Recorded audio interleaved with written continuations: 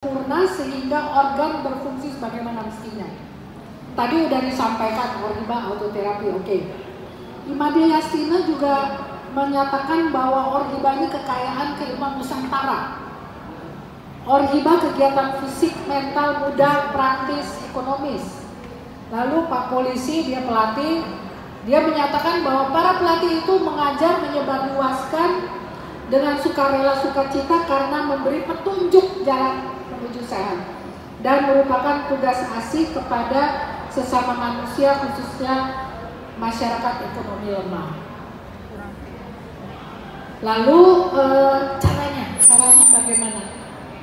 Caranya rupanya ada satu, saya baca brosurnya, lalu saya juga dapat dari Bu Sita berbagai buku metafisika, dan di dalam buku metafisika akhirnya saya mempelajari. Saya dapat buku metafisika satu rak. Masih banyak, ada berapa, mungkin 10 rak di rumah Bu Sita. Nah, saya mempelajari,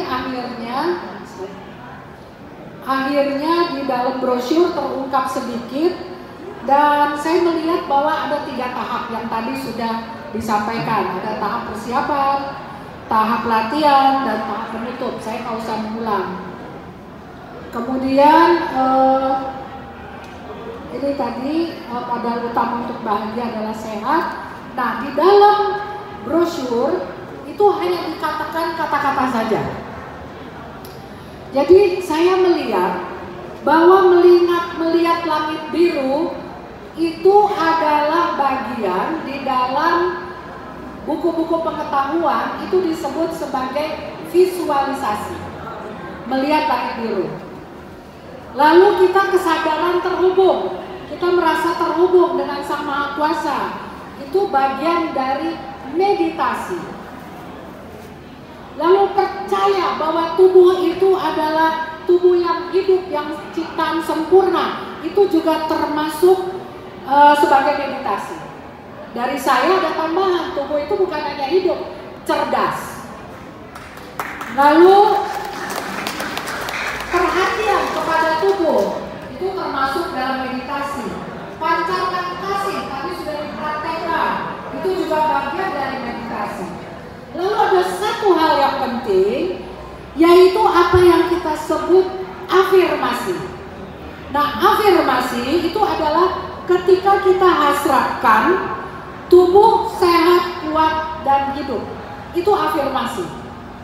Dan afirmasi, kalau kita afirmasi, misalnya kayak saya kalau kaget suka mati gitu kan.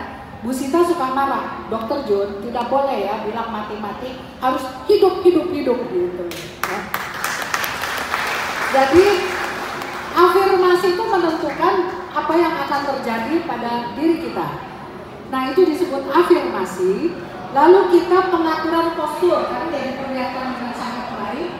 Baru gerakan orhiba. Jadi saya lihat ada 4 unsur.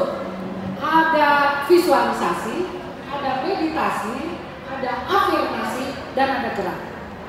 Dan itu memang adalah ajaran yang ajaran tertinggi, saya pikir ya, ajaran yang tertinggi, termulia, terhebat mungkin. Nah, dengan melakukan orhiba, di dalam brosur dicantumkan tenaga asli tubuh akan pulih kembali sepenuhnya, dan dengan demikian segala kelemahan serta gangguan akan hilang. Tadi Pak Karim juga menyebutkan yang rusak akan dipulihkan, yang sehat jangan sampai rusak, gitu ya Pak ya.